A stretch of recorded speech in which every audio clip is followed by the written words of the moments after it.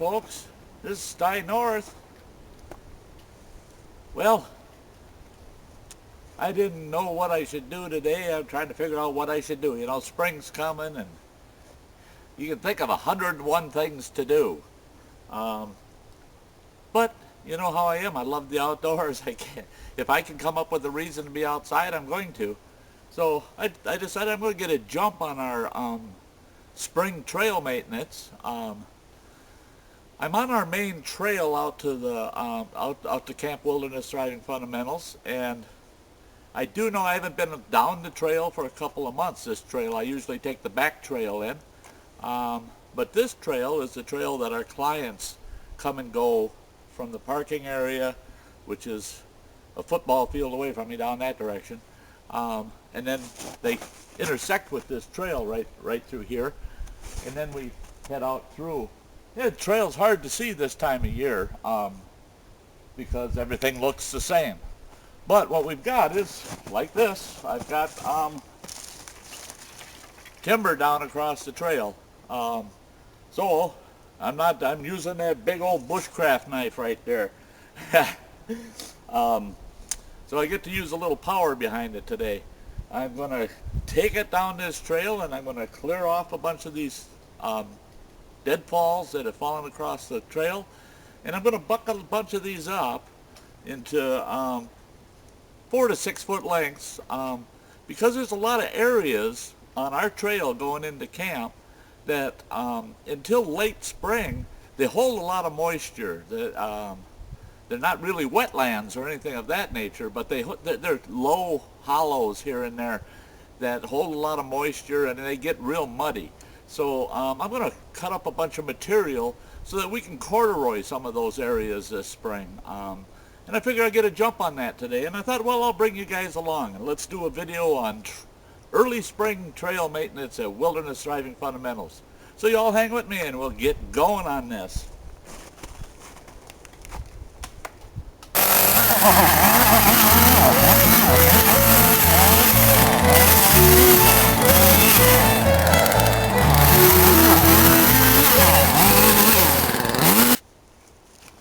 Well, folks, I'm about halfway down the trail into camp, and the trail's looking pretty good. We only had that one winter fall across the trail to the halfway point.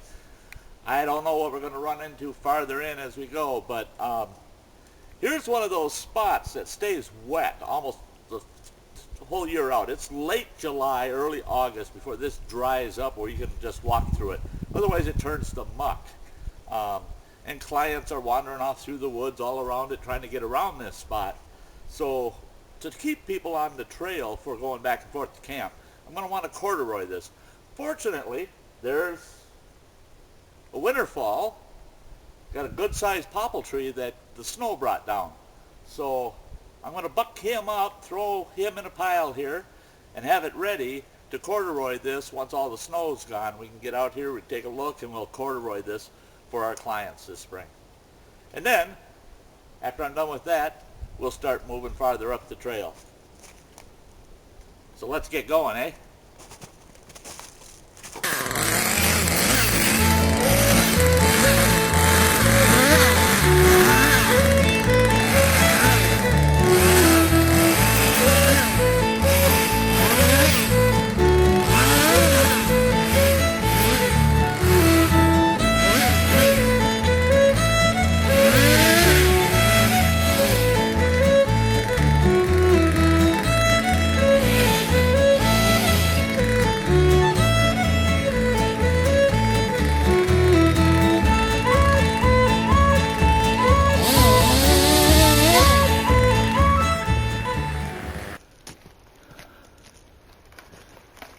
Well, folks, with that one out of the way and thrown into a pile, let's move on up the trail here. Something tells me we're going to run into some more. I'm pretty sure of it.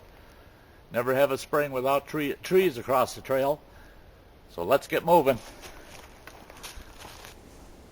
Hey, folks, as you can see right behind me,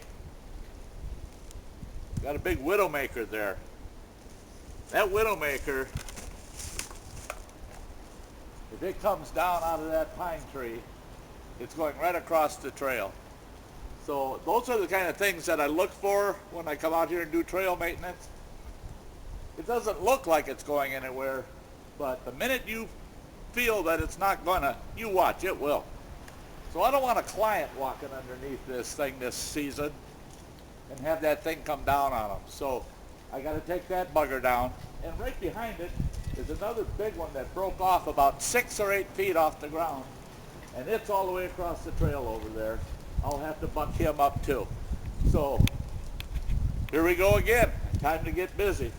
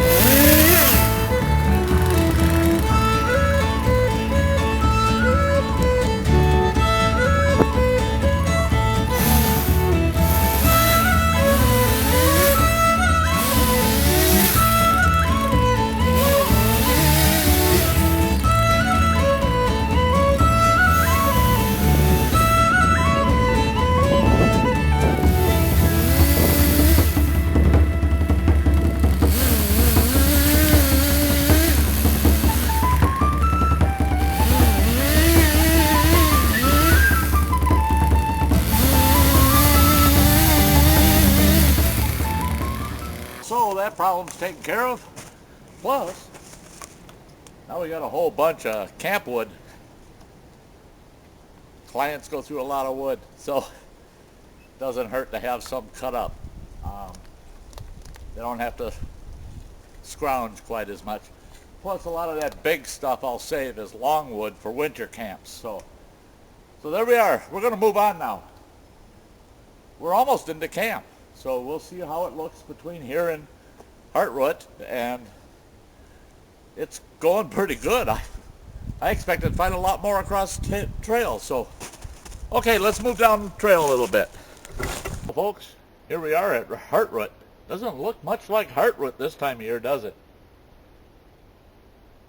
The knot tying station and the ridge lines are still in place. They just stand here for the winter, and then it'll be another probably 3 weeks, and the roof goes back up on it, so we'll have it all covered again. Try to keep the roof off so that all the snow, everything melts out around it before we get the roof on it, and then we'll put the roof on. I didn't come across any more winter falls across the trail. There are some branches, small stuff, throw it along the side of the trail for the clients to gather up for kindling and firewood. So I'm impressed. I only had three trees that were in the way in the trail that had to be cut up. But now here I am. Like I said, I'm at Heartroot, and off to my right over here is my base camp, the base camp tent. And I'm going to turn the camera and show you. I got a dead popple tree here, big poplar. I don't think it's a risk to the base camp tent or to Heartroot here, but it definitely could be a risk to people if that decided to come down and there were any people around it. So I'm going to be taking that big bugger down, knocking that thing out of the way. So we'll do that next. Well, folks, there's base camp. You can see my big tent there. And right here is that big old popple. You can see the top of it's broke out. There it is. You can see that the top is broke out of it. I'd say it's about 10, 20, 30, about 30 feet tall or so. And I'm going to knock that bugger down, and hopefully I'll lay it right down in there away from the base camp tent.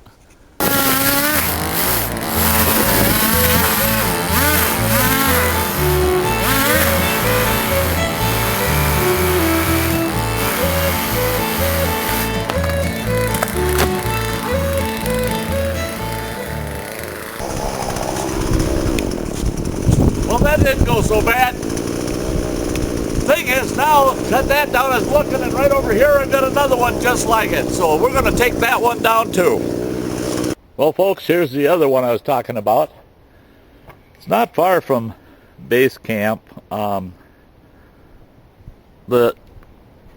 thing is right down in here, that's a pond down in there. It's got a nice little kind of an island in the center. There's a big maple growing in it, and there's a path going across to it. And the clients like to go out, hang around this pond, and go out on that little island and hang out. And they walk through this area quite a bit, and it's only about 20 feet from the actual trail, which is right back here.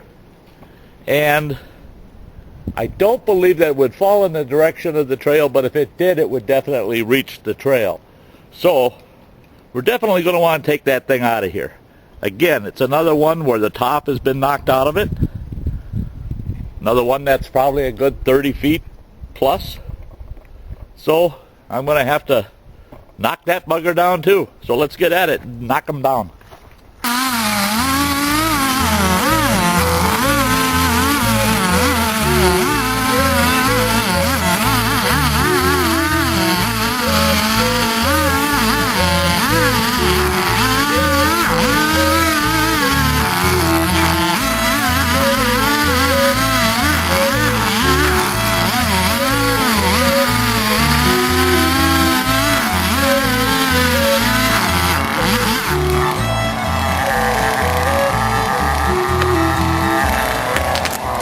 He was a big feller. He ain't so big anymore.